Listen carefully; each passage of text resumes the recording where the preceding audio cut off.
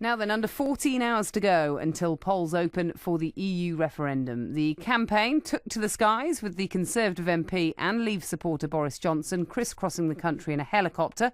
Fellow Leave campaigner, the Conservative Minister Andrea Leadsom, set out their key message. Who do you want for the next generation to be governing your country, to be controlling your money, your borders, your jobs, your free trade? Who do you want to be governing your country?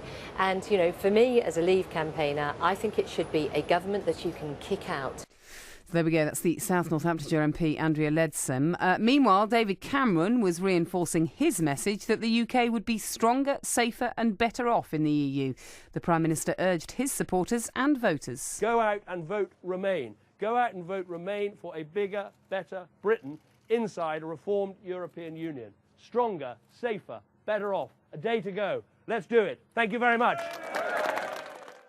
Well, let's hear from two people who aren't politicians but who've decided to devote their own time and money to this campaign. Paul Kuznecovs runs Baltic Link, a recruitment agency in Northampton that specialises in working with Eastern Europeans. He spent his own money on getting 10,000 leaflets produced supporting the Remain campaign. Good afternoon, Paul. Hello. Simon Lamb is the Northampton coordinator for the Vote Leave campaign. He's on the phone. Hi, Simon. Hello there. Hello. So let's get your final pitches. We'll go to you, Paul, first. You are in the Remain camp. Why have you given up your own time and money for this issue? Something you clearly feel strongly about. Well, rightly said, I'm not a politician, political activist or a statistician, not even a fortune teller. I'm just an ordinary guy from next door who works very hard to provide for my family. I have distributed 10,000 leaflets in Northampton in support of Remaining campaign because I believe that together we are stronger, safer and more prosperous. I felt that it's my public duty and personal responsibility to do it. OK, Simon, your turn. Well, in terms of responsibility and public duty, yeah, I would say exactly the same. This was the year that mattered. This is the campaign that mattered, and so I've put my money where my mouth is, really. Paul, let's go with you then on one of the key subjects that has been in this campaign all along, that of immigration. It's been good for you, but many people think it's had an impact on wages and added pressure to our public services. What do you say to that? Well, I would say let's stop reading papers with open mouth. Let's read them with an open mind. Let's stop blaming immigrants for the problems our society is facing. You will not find an ideal society. Every society has got problems. So let's stop moaning and start sorting our problems by hard work and not by cutting and running. You think people concentrate on the negatives too much when it comes to immigration? They do. Simon, let's talk to you about the economy, because that, again, has been another key issue here, hasn't it? Many people will look at the economy and look at a lot of people who've talked about it and say that their job is safer by voting Remain. I think that's probably quite a big assumption to make. I don't see why it necessarily follows.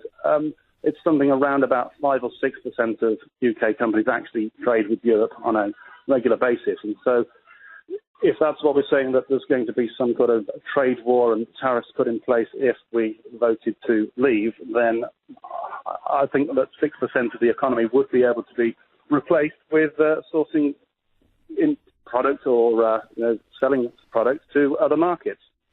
It's an assumption, yet it is a belief that's been put forward by, for example, the Governor of the Bank of England. You know, all of these leading economists, quite a few of them, have come forward and said that it would be bad if we left.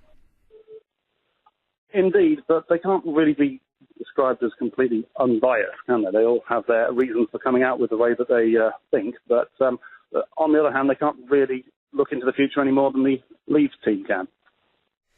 Paul, what about for you, when you've been out on the ground campaigning, and as you say, you've printed these leaflets and you've been handing them around Northampton, what's the feeling on the ground? What do people say to you? You know, there are many different opinions, different people.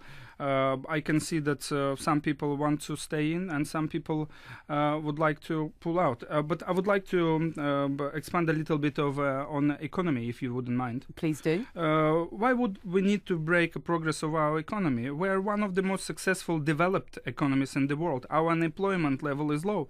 We are very busy.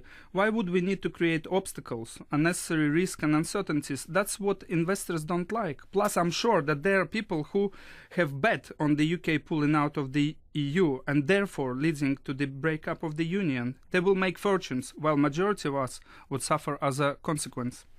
Simon, what about you? When you've been out and about and, as we say, you're not particularly political in this, what's been the feeling on the ground? Because, it's been 4 months, which is quite a long campaign, isn't it?